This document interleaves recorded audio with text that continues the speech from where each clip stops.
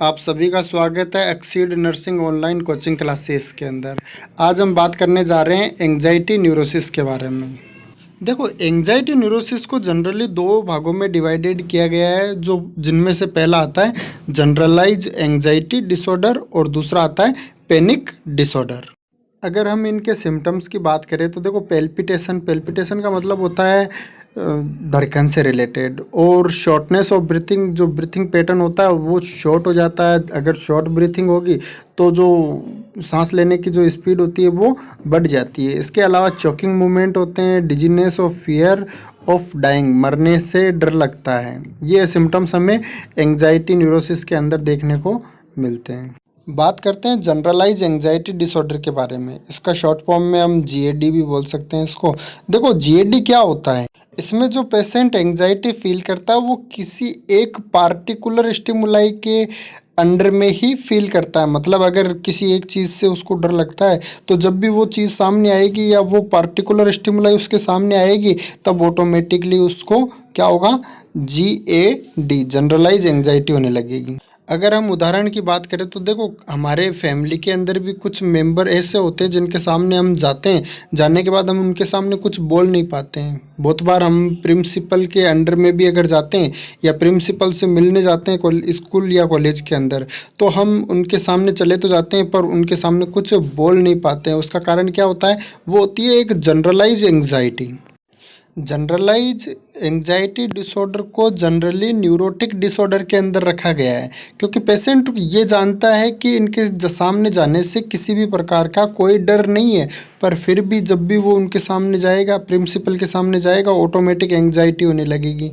और ये most commonly हमें किसके अंदर देखने को मिलता है? फ्रिक्वेंटली सीन इन फीमेल, मतलब सबसे ज़्यादा हमें फीमेल के अंदर देखने को मिलता है, जिसकी प्रिवलेंस रेट 2.5 से 8% तक होती है। अगर हम इसके साइन सिम्टम्स की बात करें तो देखो, उसके अंदर मोटर टेंशन बढ़ जाती है। इसके अलावा autonomic hyper activity patient show करने लगता है, पेशेंट को फियर होने लगता है या फियरफुल एंजाइटी होने लगती है। इसके अलावा हाइपर विजिलेंस दिखाई देता है पेशेंट के अंदर। इसके अलावा anticipation, irritability, sensitivity to noise और restlessness, poor concentration, worry thoughts, ये सब पेशेंट सिम्टम शो करता है। और ये सारे के सारे सिम्टम्स वाइटल ऑर्गन की फंक्शनिंग को बढ़ा देते हैं। यदि ये सिम्टम्स कंटिन्यूस पेशेंट 6 मंथ तक शो करता है, इसका मतलब हम उसको बोल सकते हैं कि पेशेंट जनरलाइज एंजाइटी डिसऑर्डर के अंदर है। देखो, एंजाइटी का बेसिक फंडा बोलता है कि जब भी पेशेंट एंजाइटी फील करेगा ना, तब उसकी हार्ट रेट बढ़ जाएगी, स्वेटिंग होने लगेगी, इरिटेशन होगी, और बड़ा पेशेंट इरिटेटिंग हमें और फियरफुल दिखेगा। अगर ऐसा होता है मतलब हम बोल सकते हैं कि पेशेंट को एंजाइटी डिसऑर्डर है। सेकंड थिंग्स हम बात करते हैं पैनिक डिसऑर्डर के बारे में। देखो, पैनिक डिसऑर्डर क्या होता है? पैनिक डिसऑर्डर भी एक प्रकार का न्यूरोटिक डिसऑर्डर है, और इस डिसऑर्डर के अंदर भी एंजाइटी पेशेंट फील करता है। और इसमें एंजाइटी किसकी वजह से फील करेगा? इसमें एंजाइटी होगी वो पार्टिकुलर सिचुएशन की वजह से होगी। अब पार्टिकुलर सिचुएशन क्या होती है? तो देखो, यदि मैं कहूँ कि एक व्यक्ति को स्टेज के ऊपर जाने से एंजाइटी होती है, तो मैं जब भी उसको स्टेज पर आने के लिए बोलूँगा तो वो क्या करेगा? एक एंजाइटी फील करेगा और अपने आप को उससे रोकने की कोशिश करेगा, या बेहोश हो जाएगा, या किसी भी प्रकार के सिम्टम्स शो कर सकता है। इसके जो सिम्टम्स होते हैं वो सीरियस टाइप के भी हो सकते हैं, क्योंकि कभी कभी पैनिक अटैक बहुत ज़्यादा सीरियस रूप भी ले सकता है। देखो, fear of serious consequence such as a heart attack, मतलब हार्ट अटैक जितना सीरियस भी हो सकता है। इसकी जो प्रिवलेंस रेट होती है वो प्रिवलेंस रेट 1.5 से 2% तक की होती है।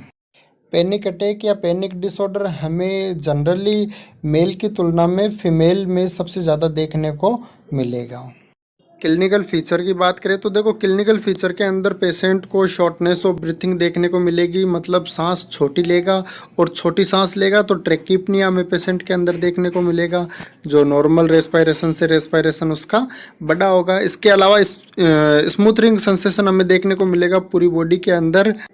झंझनाहट और सेंसेशन हमें देखने को मिलेंगी। इसके अलावा choking, chest discomfort of pain, choking movement में देखने को मिल सकते हैं, जैसे पेशेंट बोल सकता है कि मेरा सांस रुका जा रहा है या मेरा गला जाम हो रहा है। इसके अलावा चेस्ट डिस्कम्फर्ट हमें देखने को मिल सकता है, पेशेंट के चेस्ट कंजेशन देखने को मिल सकता है, चेस्ट के अंदर पेन देखने को मिल सकता है।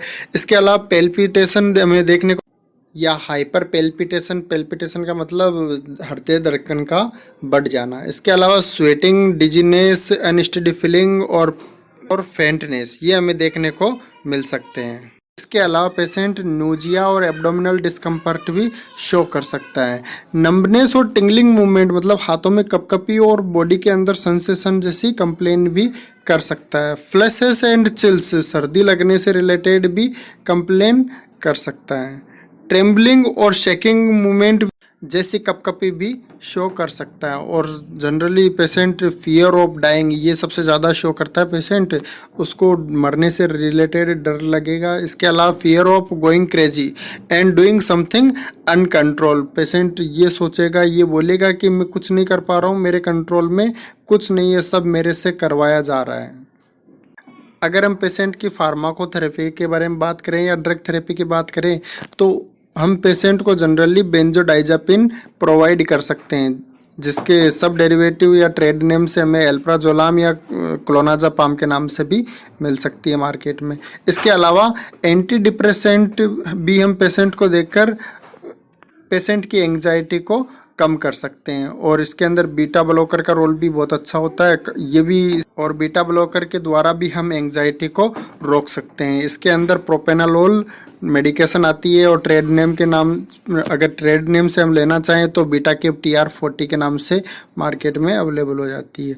इसके अलावा बिहेवियर थेरेपी भी हम पेशेंट को दे सकते हैं, बायो फीडबैक ले सकते हैं कि क्या कितना आराम मिल रहा है, हाइपर वेंटिलेशन कंट्रोल हम देख सकते हैं।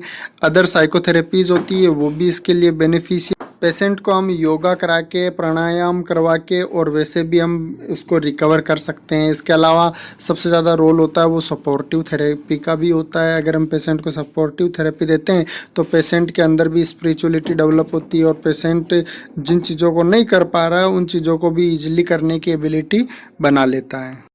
देखो, पैनिक अटैक के अंदर कुछ सिस्टेमिक सिम्टम्स भी हमें देखने को मिलते हैं, तो हम कुछ सिस्टेमिक सिम्टम्स की स्टडी भी करते हैं। जैसे हम अगर GIT देखें या गैस्ट्रोइंटेस्टाइनल सिस्टम देखें तो उसके अंदर हमें dry mouth, difficulty in swallowing, निगलने में दिक्कत, मुंह सूखा हुआ रहेगा, एपिगेस्ट्रिक डिस्कम्फर्ट फील होगी। इसके अलावा फ्रिक्वेंट और लूज मोशन भी हमें देखने को मिलेंगे। अगर हम रेस्पिरेटरी सिस्टम की बात करें तो उसके अंदर चेस्ट डिफ़िकल्टी या ब्रीथिंग डिफ़िकल्टी हमें देखने को मिलेगी।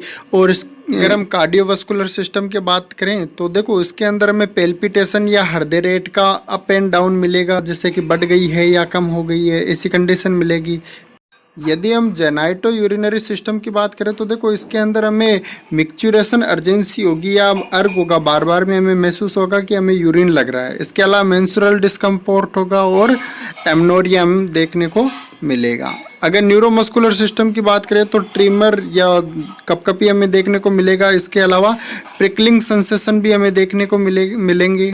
टेनाइटस हमें देखने को मिलेगा। टेनाइटस का मतलब होता है कान के अंदर विजल साउंड का कंटिन्यूअसली बजते रहना। इसके अलावा डिजीनेस, हेडेक, एचिंग और मसल्स पेन ये हमें देखने को मिलेंगे। इसके अलावा स्लीप डिस्टर्बेंस, इंसोमिया और नाइट ट्रिमर हमें देखने को मिलेंगे। अदर सिम्टम्स की बात करें तो डिप्रेशन, ऑब्सेशन, डिपर्सनलाइजेशन और रियलाइजेशन ये सब हमें देखने को पेशेंट के अंदर मिलेंगे। पैनिक अटैक हम कह सकते हैं कि एक किस प्रकार का डिसऑर्डर है या साइकिक डिसऑर्डर है जिसके अंदर सिस्टेमिक डिफेक्ट भी होने के चांसेस ज़्यादा होते हैं।